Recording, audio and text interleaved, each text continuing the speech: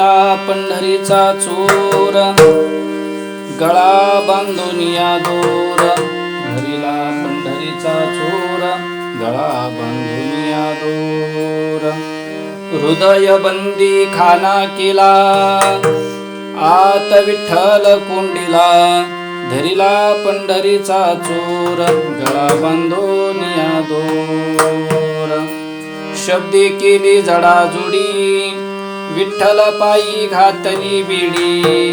धरिला पंढरीचा चोर, गळा बांधून या दोर. सोहम शब्दाचा मारा केला, विठ्ठल काकुळती आला. धरिला पंढरीचा चोर, गळा बांधून या दोर. जनी म्हणे बा विठ्ठला, जनी म्हणे बा विठ्ठला. जीवे न सोडी मी तुझला. धरिला पंढरीचा चोर, गळा बांधून या दोर. पांडुरंगा करू प्रथम नमन. पांडुरंगा करू प्रथम नमन. पांडुरंगा करू प्रथम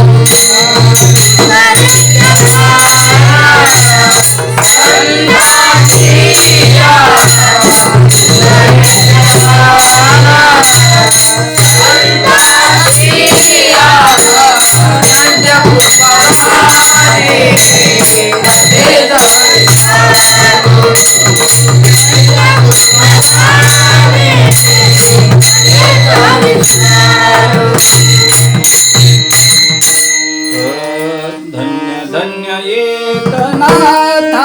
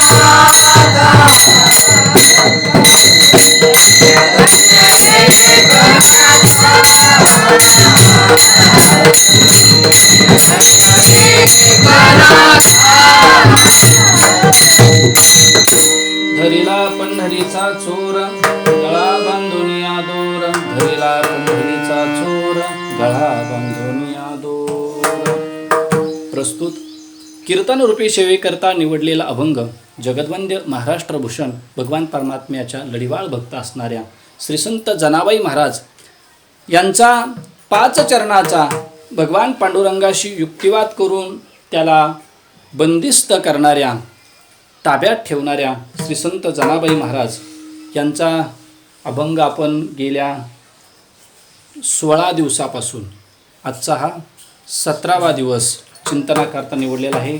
आषाढी वारीच्या उत्सवाच्या निमित्ताने सद्गुरू गोरक्षनाथ महाराज नवल यांनी निर्माण करून दिलेल्या या गीताभवन मठामध्ये शांतीब्रह्म एकनाथ महाराजांच्या वास्तव्याने समाधीने पुनीत झालेल्या श्री क्षेत्र पैठण नगरीमध्ये गोदावरी मातेच्या तीरावरती हा आषाढी वारीचा उत्सव आपण साजरा करत आहोत. आत्तापर्यंत आपण चिंतन पाहत असताना असं बघितलं होतं की जनाबाई महाराज त्या देवाला चोर ठरवण्याकरता युक्तिवाद करतात आणि युक्तिवाद करण्याकरता त्यांनी शब्दाची जडाजोडी केली. शब्दे केली जडाजोडी, विठ्ठल पायी घातली बेडी. शब्दाची जडाजोडी करून विठ्ठलाच्या पायामध्ये बेडी घातली, त्याला समोर उभा केलं. परंतु चोरी त्यानेच केली का? जनाबाईच्या ज्या चित्ताची चोरी झाली ती भगवान पांडुरंगानेच केली का दुसरी कोणी केली? याचा युक्तिवाद आपला चालू होता, त्याचं आपलं चिंतन चालू होतं. बघा, गंमत अशी असते की चोरी कोणती झाली याच्यावरून चोरी कोणी केली हे लक्षात येतं, किंवा चोरी कशी झाली याच्यावरून चोर कोण आहे हे लक्षात येतं.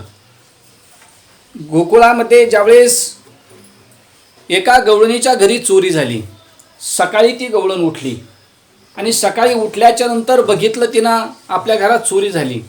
पण त्या चोरीची परिस्थिती अशी होती, तिच्या घरामध्ये दूध होतं, दही होतं आणि लोणी होतं. दूध, दही, लोणी हे सारं तिच्या घरामध्ये होतं. आणि दूध, दही, लोणी असताना भगवान परमात्म्याने दही आणि लोणी हे खाऊन टाकलं होतं, वाटून दिलं होतं मुलांना. आणि जे दुधाचे डेरे होते ते दुधाचे डेरे पालथे घातले होते. आणि मग त्या गवळणीनं सकाळच्या वेळेला बघितलं दही, दूध, लोणी चोरीला गेलं आणि दुधाचे डेरे काय केलेत? डेरे म्हणजे मोठाले गाडगे, दुधाचे गाडगे, ते पालथे घातलेले. पालथे घातले म्हणजे त्यातलं दूध काय झालं असेल? सांडून गेलं असेल, दूध राहिलं नाही. दही आणि लोणी चोरीला गेलं आणि दूध मात्र शिल्लक राहिलं नाही. दूध पालथं घातलं म्हणजे दुधाचे पालथे घातले. ती गवळण म्हणते, पाहती गवळणी तवती पालती दुधानी. ती गवळणीनं बघितलं की दुधाने पालथी घातलेली आहेत म्हणजे दुधाचा नाश झाला. दही आणि लोणी चोरीला गेलं हे तिनं बघितल्याच्या नंतर तिच्या लक्षात आलं की ही चोरी भगवान श्रीकृष्णाशिवाय किंवा त्या नंदाच्या पोराशिवाय दुसरं कोणीच करणार नाही. ती त्या ठिकाणी वर्णन करते. मनची नंदाची या पोरी, मनची नंदाची या पोरी, मनची नंदाची या पोरी, मनची नंदाची या पोरी, मनची नंदाची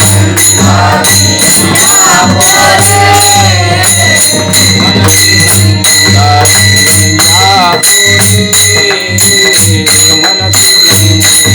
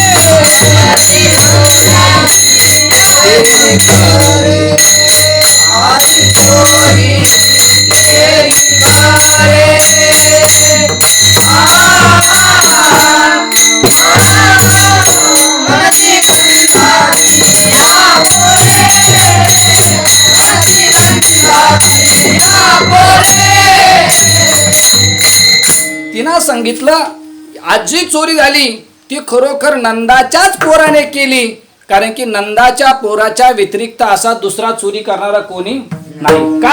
का चोरी जशी झाली आहे त्यावरून ठरवता येतं चोरी कुणी केली. तर दही आणि लोणी संपलंय म्हणजे तिचं संचित आणि प्रारब्ध संपलं. त्या कृष्णाने काय संपवलं तिच्यावरलं? कर्माचे 3 प्रकार असतात ना, एक क्रियमान कर्म, प्रारब्ध कर्म आणि संचित कर्म. तर संचित कर्म आणि प्रारब्ध कर्म दह्याच्या आणि लोण्याच्या रूपाने संपवलं, जे चोरीला गेलं. आणि त्याच्यानंतर कारण की एका जनार्दनी भोग प्रारब्धाचा हरिकृपे त्याचा नाश झाला, म्हणजे प्रारब्ध आणि संचित भगवान श्रीकृष्णाने संपवलं. आणि जे दूध राहिलं होतं क्रियमान कर्म, ते दूध पालथं घातलं, म्हणजे त्याच्यात काही ठेवलं नाही. क्रियमान कर्म संपलं की संचितही संपतं आणि प्रारब्धही अशा प्रकारचं संपतं. म्हणजे आपण पाठीमागं प्रमाण पाहून गेलो की ज्यावेळेस देव चोरी करतो त्यावेळेस तो काहीच शिल्लक ठेवत नाही, आणि बाकीचे ज्यावेळेस लोक चोरी करतात त्यावेळेस काही ना काही शिल्लक राहतं. देव चोरी करतो त्यावेळेस काहीच शिल्लक राहत नाही. म्हणून तुका म्हणे हरी काही उरोनी दी उरी, काही शिल्लक ठेवत नाही. त्यामुळे जनाबाई महाराज म्हणतात की माझं चित्तच याच कृष्ण, याच पंढरीनाथाने, याच विठ्ठलाने माझं चोरलं. पण काही केल्या देव कबूल होत नव्हते. बऱ्याच शब्दाची जाडाजोडी केली, पण शब्दाची जाडाजोडी करून देव कबूल झाले नाही. पण शेवटी जनाबाई महाराजांना एक शब्द आठवला आणि त्या शब्दाचा देवाला सतत मारा केला. सतत सतत सतत तो शब्द उच्चारला, मारा केला, आणि त्याचा परिणाम त्या शब्दाच्या माऱ्याने. कारण की बघा कालच्या कीर्तनात आपण बघून गेलो की हाणलेला वळ हा कमी होतो, पण शब्दाने जो वळ येतो तो मात्र कधी जात नाही. शब्द मात्र माणसाच्या कायम लक्षात असतात. एखाद्या वेळेस हाणलेलं लक्षातून जाईल पण शब्द लक्षातून जात नाहीत. मग शब्दाचाच मारा जनाबाई महाराजांनी केला. आणि असं असतं की शहाण्याला शब्दाचाच मारा योग्य असतो. शहाण्याला शब्दच त्या ठिकाणी योग्य असतात. त्यामुळे जनाबाई महाराजांना एक शब्द आठवला आणि त्या शब्दाच्या माराने भगवान परमात्मा काकुळतीला आले, म्हणजे कबूल झाले की मीच चोरी केली. तेच जनाबाई महाराज वर्णन करतात अभंगाच्या 4थ्या चरणामध्ये.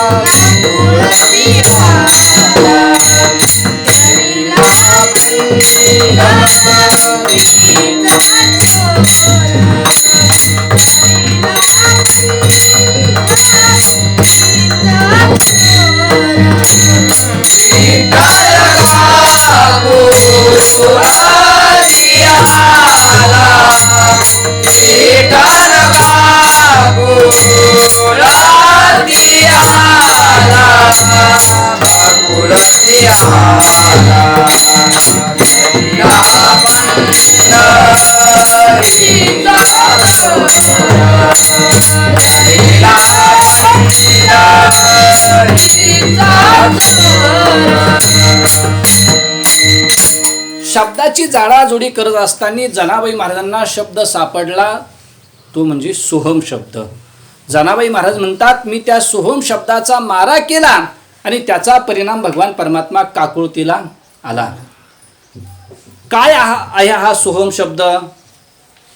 काय अर्थ होतो या सोहम शब्दाचा? भगवान परमात्मा याच शब्दाने काकुळतीला का आले? 2 आपले प्रश्न आहेत.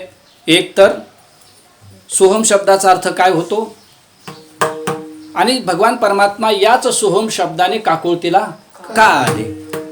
कारण की ज्या अर्थी भगवान परमात्मा याच सोहम शब्दाने काकुळतीला आले त्या अर्थी हा सोहम शब्द काहीतरी महत्त्वाचा असला पाहिजे. अनेक शब्द आहेत वाङ्मयामध्ये, कोट्यावधी शब्दातला एकच शब्द जनाबाई महाराजांनी बाजूला काढला आणि त्याच शब्दाने भगवान परमात्मा का काकुळतीला आले याचं चिंतन आपल्याला त्या ठिकाणी बघायचं आहे.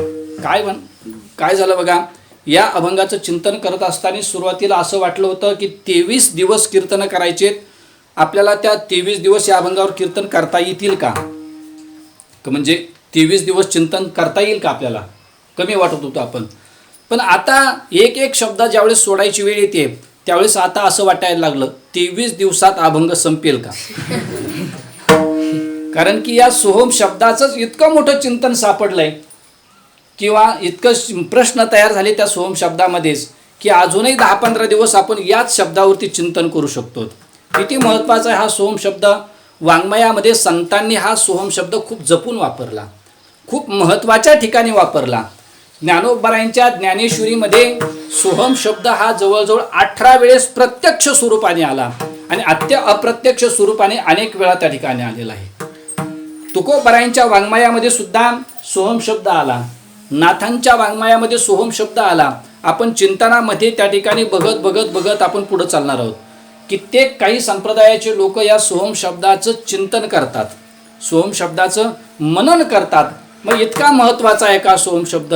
काय आहे त्या सोहम शब्दामध्ये गंमत की ज्या सोहम शब्दाने त्या ठिकाणी भगवान परमात्मा काकुळतीला आले? तर पहिला आपण सोहम शब्दाचा अर्थ पाहूयात. विठ्ठल विठ्ठल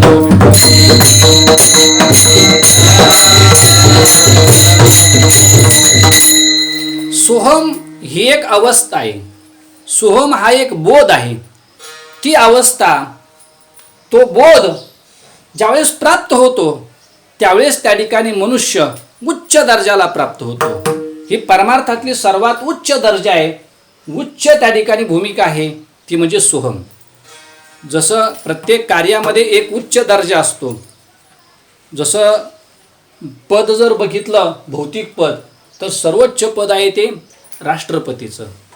आणि इकडं देवामध्ये जर सर्वोच्च पद मानलं, जीवामध्ये जर सर्वोच्च पद मानलं जीवामध्ये तर ते ब्रह्मदेवाचं सर्वोच्च पद आहे. तसं परमार्थामध्ये सर्वोच्च पद जे आहे ते म्हणजे सोहम. विठ्ठल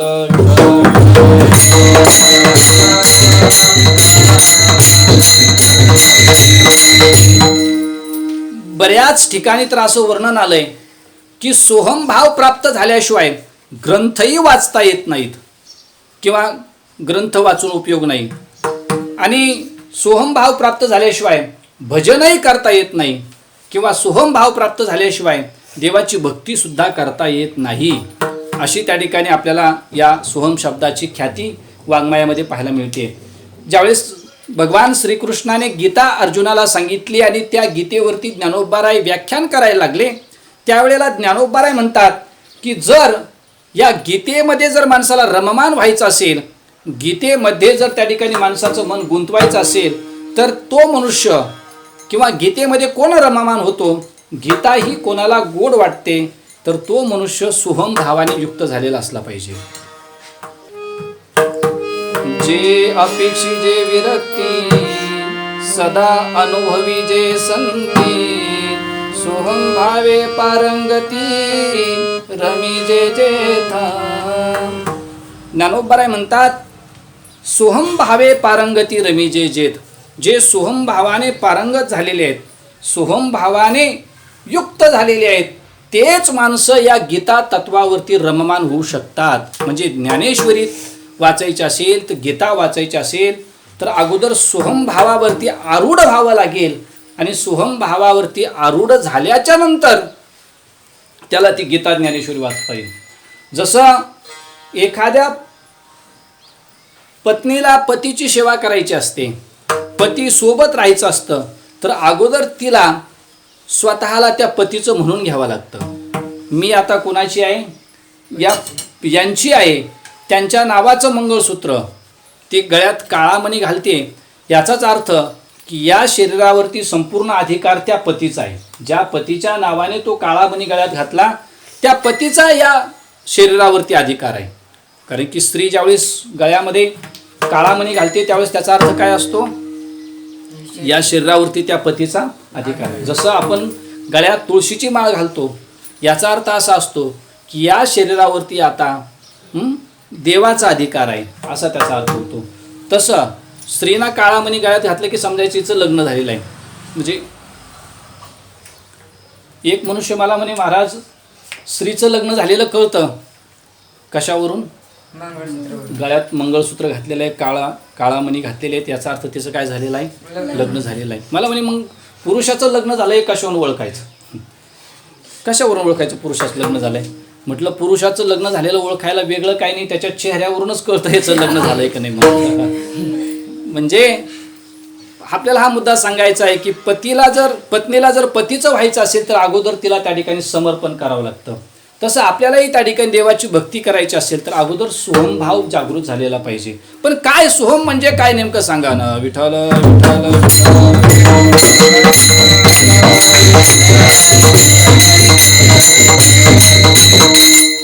सोहम या शब्दाचा अर्थ होतो तसा सोहम शब्द हंसा हा असा आहे, हंसा हा. आणि त्याच्यानंतर त्याचा स इकडे घेतला, सहा इकडे घेतला आणि हम पुढं मांडला. सच्या पुढचा विसर्ग त्याचा ओ होतो, अगोदर ऊ होतो, पुढचा मागचा अ मिळून त्याचा ओ होतो, ओ स मध्ये गेला की सो होतो आणि ह वर अनुस्वार दिला असला तो हम होतो म्हणजे सोहम. सोहम या शब्दाचा अर्थ सहा अहम, तो ते मी आहे, ते ब्रह्म मी आहे. जसं वेदांताचे वाक्य आहेत ना, प्रज्ञानाम ब्रह्म, अयमात्मानाम ब्रह्म, तत्वमशी असे जे वाक्य आहेत, तसं त्या ठिकाणी भक्तीचं किंवा परमार्थाचं वाक्य आहे सोहम, म्हणजे ते ब्रह्म मी आहे. ही ज्यावेळेस त्या ठिकाणी अद्वैत स्थिती प्राप्त होते आणि त्यावेळेस त्या ठिकाणी माणसाला भक्तीमध्ये रममान होता येतं, गीतेमध्ये रममान होता येतं. विठ्ठल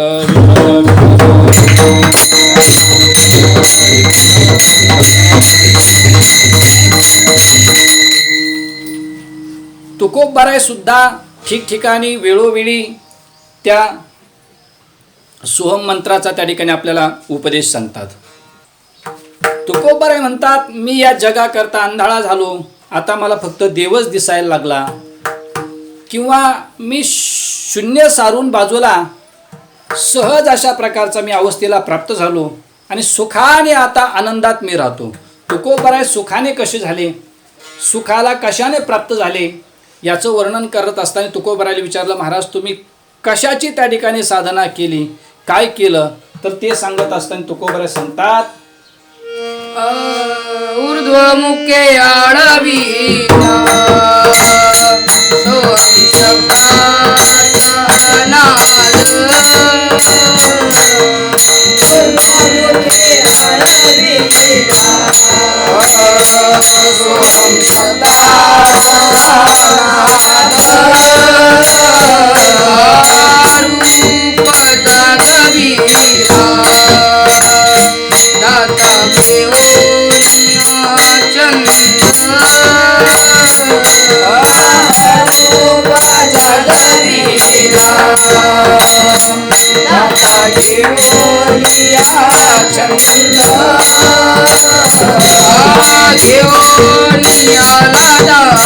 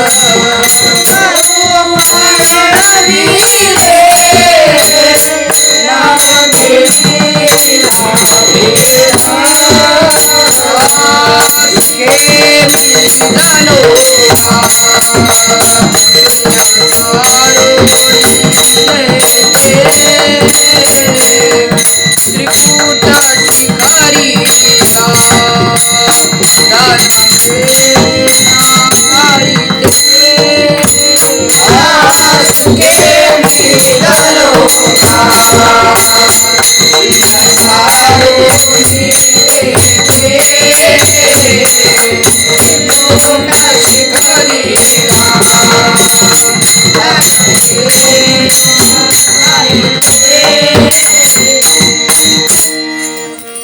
ऊर्ध्वमुखे आळविला सोहम शब्दाचा नाद.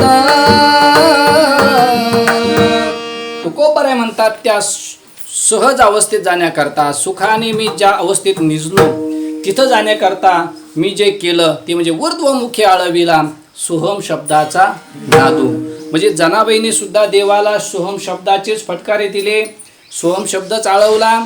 आणि तुकोबरायने सुद्धा कोणता शब्द आळवला? सोहम शब्द आळवला. म्हणजे इतका त्या ठिकाणी हा सोहम शब्द वाङ्मयामध्ये महत्वाचा आहे. विठ्ठल विठ्ठल विठ्ठल.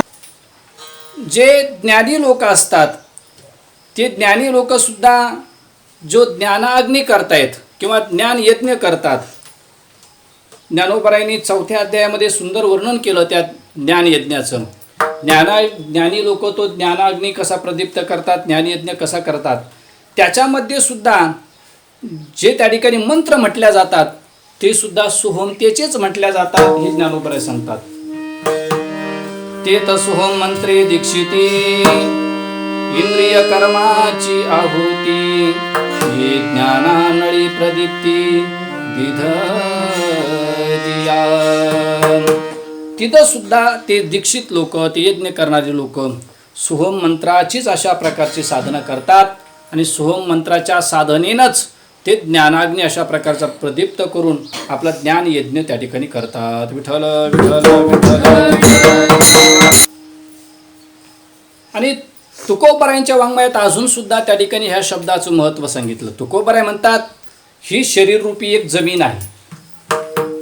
तुकाराम महाराज म्हणतात शरीररूपी जमीन आहे. 3.5 हाताची आपल्याला ती जमीन देवाने दिलेली आहे. ज्ञानोबरायांनी सुद्धा 13व्या अध्यायामध्ये याला क्षेत्र म्हटलं, जमीन म्हटलं. ज्ञानोबरायांना विचारलं तुम्ही या शरीराला जमीन का म्हणता, तर ज्ञानोबराय सांगतात आणि वाहतेनी भौतुके पाप पुण्य येथे पिके मनोनी आणि कौतिके क्षेत्र म्हणून. ज्ञानोबराय म्हणतात आम्ही याला क्षेत्र का म्हणतो, तर आणि वाहतेनी भौतिके पाप पुण्य येथे पिके. याच्यामध्ये पाप आणि पुण्य या 2 प्रकारची पिकं घेतल्या जातात. मग याच्यावरती या क्षेत्रावरती दावा केला ही जमीन नेमकी कोणाची आहे. काळवादी काळाची सत्ता सांगतात, काही मनाची सत्ता सांगतायत. म्हणजे असे वेगवेगळ्या सत्ता त्याच्यामध्ये संकल्पवादी आहेत, त्यांची सत्ता सांगितल्या गेल्या. पण हे क्षेत्र पिकवत असताना तुकोबराय म्हणतात ज्याला या क्षेत्रामध्ये पीक घ्यायचं आहे तर त्याने काय केलं पाहिजे, तर तुकोबराय म्हणतात त्यांनी या क्षेत्राचे 4ही कोण राखले पाहिजेत. ते राखत असताना कसे राखायचे आहेत, तर त्यावेळेसही तुकोबराय सांगतात सोंकरी सोंकरी सोहमकरी विसावा तोवरी नको उभे आहे तो. तुकोबराय म्हणतात जोपर्यंत एक क्षेत्र उभा आहे तोपर्यंत सारखं तू काय कर, सोहम कर सोहम कर सोहम कर, सारखं सोहम सोहम सोहम असं म्हणत राहा. त्याच वेळेस त्या ठिकाणी हे क्षेत्र चांगलं राहील. नाहीतर या जमिनीवरती विकाररूपी पक्षी येतील, विकाररूपी प्राणी येतील आणि या जमिनीतलं सर्व पीक ते प्राणी आणि पक्षी खाऊन टाकतील. म्हणून तू सतत सतत सोमकरी सोमकरी सोहमकरी सोहम सोहम करत राहा. कुठपर्यंत, विसावा तोवरी, तोवर विसावा घेऊ नको. कुठपर्यंत, नको उभे आहे तो, जोपर्यंत पीक उभा आहे तोपर्यंत त्या ठिकाणी तू विसावा घेऊ नको. विठ्ठल विठ्ठल विठ्ठल.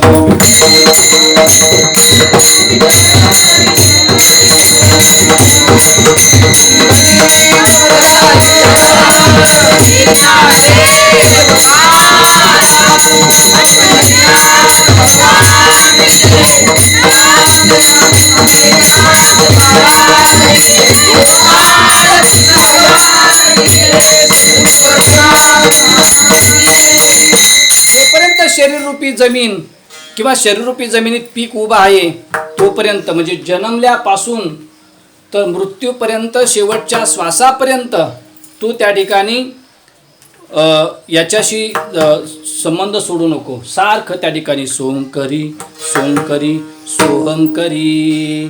जोपर्यंत पीक सोंगायला येत नाही म्हणजे काढायला येत नाही, जोपर्यंत ते पीक संपत नाही तोपर्यंत त्या ठिकाणी तो सोहम सोहम असा जप करत राहा. म्हणजे तुकोबराय सुद्धा त्याच शब्दाचा अनुष्ठान करणारे आहेत. ज्ञानोबराय सुद्धा त्याच मताचा अनुष्ठान करणारे आहेत. आणि जनाबाई महाराज सुद्धा म्हणतात, सोहम शब्दाचा मारा केला विठ्ठल का कुळती आला. आणि नाथ महाराज सुद्धा याच शब्दाचे त्या ठिकाणी कसा सन्मान करतायत, कसा त्या ठिकाणी अनुष्ठान करतायत, हेही आपण त्या ठिकाणी उद्याच्या चिंतनामध्ये बघू. हा सोहम शब्दाचा अर्थ आपण बघितला, सोहम शब्दाचं महत्त्व आपण पाहतो.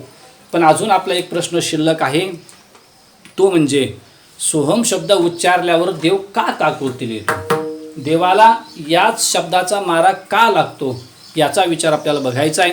पण याचा विचार आपण उद्याच्या चिंतनामध्ये बघू. विठोबा रखुमाई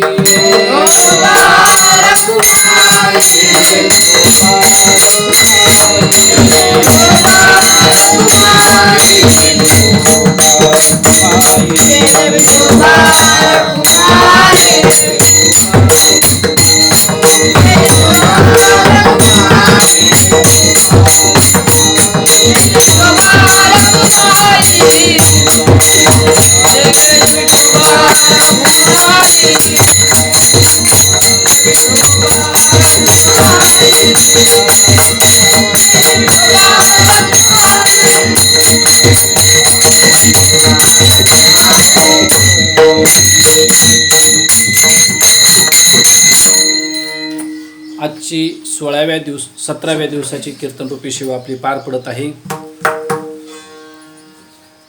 आपण चिंतन पाहत असताना आत्तापर्यंत आलोत की सोहम शब्दापर्यंत. सोहम शब्दाचं महत्त्व आपण थोड्या वेळ अगोदर बघितलं. अजूनही सोहम शब्दाचं अजून महत्त्व आहे. त्याचं कोणी अनुष्ठान केलं, त्या सोहम शब्दाला किती महत्त्व आहे अजूनही पाहायचं आपल्याला. थोडंफार आज आपण बघितलं, उद्याच्या चिंतनामध्ये ते थोडंफार बघू.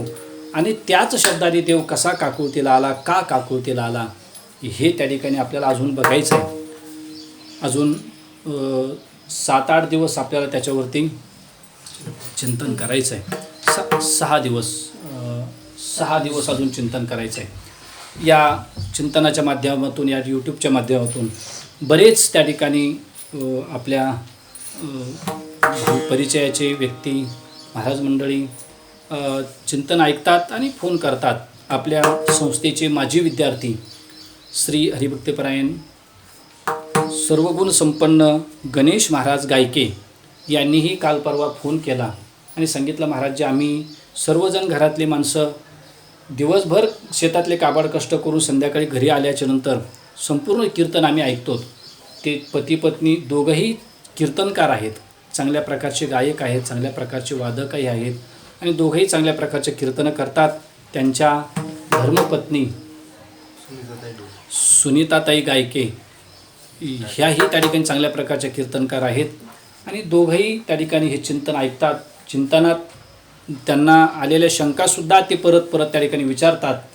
अशीच सर्वांची श्रद्धा वृद्धिंगत व्हावी आणि सर्वांना आषाढी वारी सोहळा घर बसल्या वाचेने आणि मनाने करता यावा अशी सदिच्छा व्यक्त करून झालेली सेवा शांतीब्रह्म एकनाथ महाराज, भगवान श्रीकृष्ण, सद्गुरू गोरक्षनाथ महाराजांच्या गोदावरी मातेच्या चरणी अर्पण करून सेवेला याच ठिकाणी पूर्णविराम. ज्ञानेश्वर